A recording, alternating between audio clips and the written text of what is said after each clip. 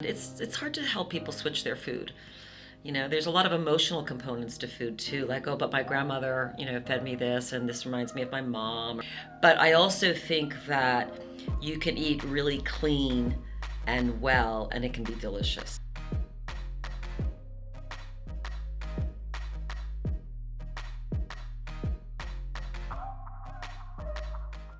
It's easy for us to get into rituals and patterns, and some of those are really good. I mean, it's great to wake up in the morning and, have a ritual of breathing and having some lemon water and then taking your aminos, and doing some rituals that are really positive.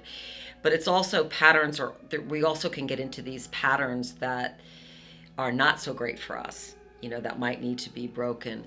But I do think there's a bonding with food that we've had from childhood, with certain foods, besides the biological addiction to it. There's like, cream of wheat's one of them. Like, I grew up on cream of wheat and I just loved that. My mother would make it and put butter in it. Well, I felt crazy on cream of wheat.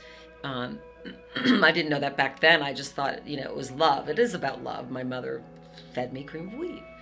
But now we might offer cream of amaranth, which is a gluten-free grain. It's much more nutrient dense, and it still has that connection with that energy that I got from my mother. So there are ways we can upgrade from those foods that we loved. I believe any recipe your grandmother or mother had, or grandfather, you can upgrade. And you can change it over and make it actually a nutrient dense food that's going to feed your brain and still feed your soul.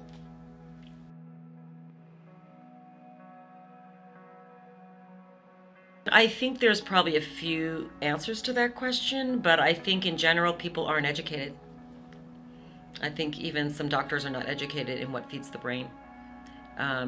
It's alarming to many of us, but there's a lot that are. Functional medicine doctors are trained in it, naturopaths are trained in it, but a lot of people do not understand nutrition. We're not teaching it in the schools.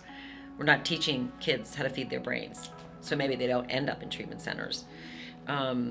So I feel like the education is the systemic part. I also think a lot of people are addicted to certain foods and they don't want them, they want to keep eating them too. It's not just addiction to alcohol and drugs, but it's addiction to the foods, and the food industry's done a great job with that. They've done a great job, putting these addictive substances in food, so we can't stop eating them.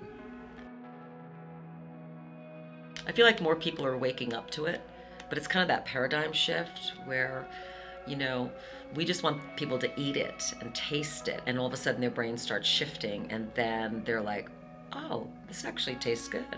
Oh, well, why wouldn't I do this? And, oh, this is what protein does, and this is what fat does for my brain.